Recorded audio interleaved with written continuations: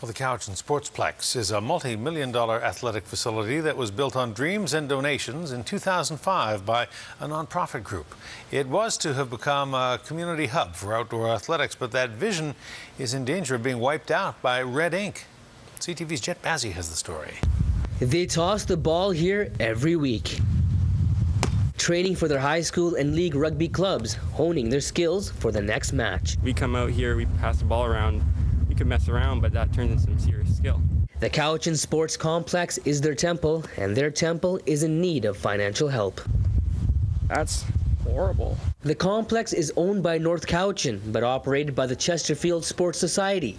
The society has been maintaining it for years, but has run into financial woes, now projecting a deficit of $15,000. It doesn't sound big, but for this small group, it is. On a budget of something over $350,000.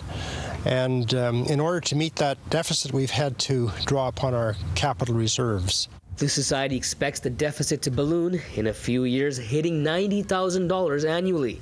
It is due to a drop in donations and an increase in wages for the society's support staff. We've recognized that our salaries for our staff are significantly lower than the salaries being paid in some of the in all of the other similar kinds of operations in the valley here. The society has significant financial reserves, but between the upcoming deficits and upgrades needed for the track and field hockey turf, that reserve will be drained. We cannot continue to operate at a deficit without receiving adequate funding. A major part of the funding comes from North Cowichan, the City of Duncan, the school district, and the CVRD. The society generates revenue from local businesses and user fees, but it's not enough.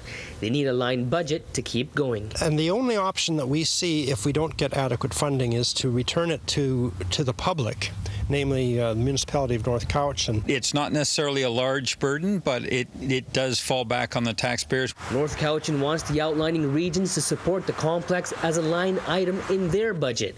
The mayor says this complex belongs to the valley, and he's optimistic the funds will be found. Simplest solution would be an increased grant, either at the CVRD level or the North Cowichan level. I think that will be considered.